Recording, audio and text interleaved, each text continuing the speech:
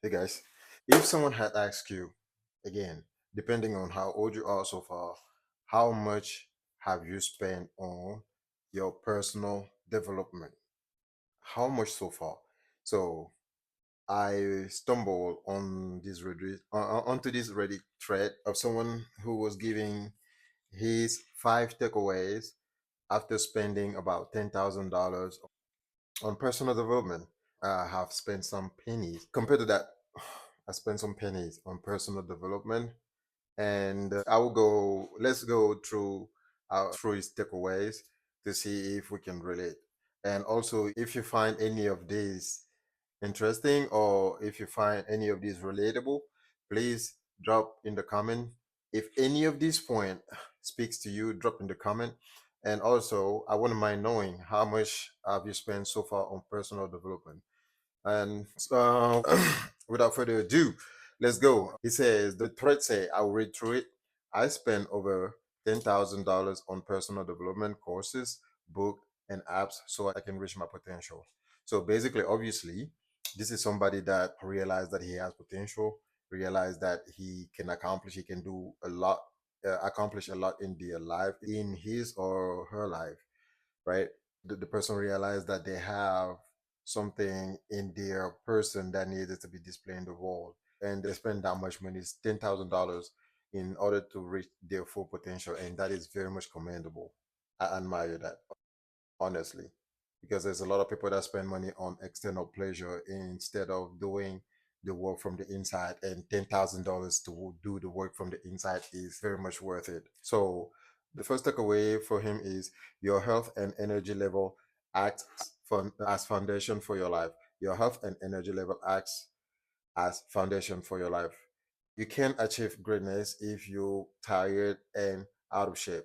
I'm talking about nutrition, exercise, sleep, and meditation, and that is true. The times that I've been the most productive in my life are the times where I was active. The time where I actually do a lot for myself, have a certain level, a good level of productivity, was the time after I started exercising and I started taking care of my health, making sure, watching out the things that I eat, that I put in my body, and also mentally as well, actually. Also, how I think about myself. So, what he says is true. You can achieve greatness if you're tired or out of shape. So, yes. The second takeaway here is that you must include structure and rituals into your day to day that runs on autopilot and help you perform at your best. That means morning routine that energizes your body and focus your mind, evening rituals that wind you down for a good night of sleep, and daily time blocks for things like you must second point is you must include structure and rituals into your day that runs on autopilot and help you perform at your best. That means morning routines that energizes your body and focus your mind, evening rituals that wind you down for a good night's sleep, and daily routines block for things undistracted work and family time. And I cannot agree less with this one. That is really important, mostly the morning one for me, because I was able to try that. At some point I started going to the gym really early before work, so I will put my workout routine early in the morning, and I went an hour and a half in the morning before my work. And I noticed that I was way I was in a better mood. And my first meeting at work, I knew exactly, I had a certain structure from the day. So from the time where I wake up, I do my morning routine, and I go to the gym, and I come back and I start my first meeting. From there my days was usually good. What I'm missing here is the night routine. I don't have any night routine. I go to bed at whatever time, and I can feel the consequences, because some days I have hard time than others to get up early as early as I would like to. So I agree with that one. The third takeaway is live in constant process of reflection and refinement. That means constantly learning from your mistakes and making adjustment where you see fit. Yes. If you don't make mistake, if you don't call yourself out on your own mistake, it's gonna be hard for anyone else actually to be able to criticize you or to be able to add anything of value in your life. If you can call yourself out, it's going to be hard for to see when other people try to, even the people who have your best interest at heart, right?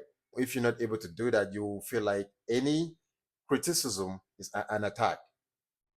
So I think it is better. And there's no book, right? There's no book that you can spend money on the outside that can teach you that. Sometimes either our family will teach us those things, those skills, or consequences. And honestly, it's better to listen from someone than to actually learn from your own consequences, because you can come back from some of the consequences. So yeah, it's important to self-reflect and adjust as we go. He says that this makes success inevitable because you're constantly getting better and better over time. And yes, that is true as well, because remember, if you're the one adjusting yourself all the time, if you're bettering yourself, if every day you wake up and be like, okay, mistakes that I did yesterday will not be repeated today, imagine what will be your rate of growth. Mostly when you shorten the time between the minute that you notice the misbehavior, between that moment, between the time you actually underline the misbehavior and the time that you correct it, that's what is going to actually give you a good judgment on making progress. And actually that also in some aspect increase your level of esteem, increase your confidence in yourself. It shows you that you can actually uphold your own value and that you can actually uphold your own boundary that you have set for yourself. Imagine doing that makes you unstoppable. The fourth takeaway is life truly start outside of your comfort zone, and moving out of it takes courage. And that is true as well. That is so true. I used to live and be like, oh, I'm not going to do this. I don't like this. I don't. And once I started being more adventurous and started saying less, yes, a little bit more to things that I myself had said for no prior reason that I wouldn't do, I started feeling this is cool. Oh, and also, honestly, it gives you a different vision than what you had, and it opens up your horizons, because once you close yourself to box yourself, you limiting yourself to so much beauty of in life. So yes, step out of your comfort zone as much as you can, mostly if your heart actually calls you to. You have people who are very comfortable and do not have no will or need to get out of there. Those are the people, they're cool. I'm talking to the ones that if your heart keep telling you that it's cool, it's safe here, but that internally like, I want to see more. I'm sure there's more out there for me. Where I am is cool. I'm grateful for it, but I need more, because that's what you have to acknowledge and be grateful for what you already have. But stepping out of your comfort zone always expand your horizon, and I think that adds beauty in life, and that adds to the things that you also learn, not only about you and but also about the new perspective that you are exposed to. So I will go with that. And it says once you start doing things that scare you, once you start doing things that you will find that the feeling of overcoming your fears so you can pursue the things you love is truly worth it all. You can begin to desire and embrace the fear that you feel free. That's true. Once you start stepping out of your comfort zone, first thing, that fear is the biggest one. And then you step out of it, you be like, oh, let me go do this. And then the fact that you're not dead usually is like that fear is gone. I'm not dead. Even if you fail, I'm not dead. I'm still alive. And if you're not stupid, I've learned something out of this. And because I've learned, now you know what it feels, or what it takes to take risk. And then now you open it gives, it makes life exciting, actually, honestly. So the fifth point, the fifth takeaway here is mindset affect everything, and that is true. The way you approach problems, being rejected, falling over and over, being creative and releasing it, releasing it to the world, learning new things that are challenging to master. Literally everything is affected by the way you think. That is true. The way you think frames who you are. In French, I think there's a French philosopher. I think it was Socrates. Socrates. I'm not sure. Don't quote me on that. I can double check that and edit, like add that into the during the edit of this video. It says, "Je pense donc je suis." So I am. So if you want to translate, like it's like you are what you think. Your mindset is what makes you. I can actually expand to that. And one of the quotes that one of my best friend told me once was, "You have in life at worst what you deserve." Your mindset your mindset will produce. Let me say it this way, right? Or take a look at everything that you own and what you've produced so far in your life, and check what mindset brought you to that. Because the way you think, what you have right now is the product of your past mindset. Or let's say, not even of the mindset that you've had so far. So in order to how you think, how you approach problem will affect the result that you get in life.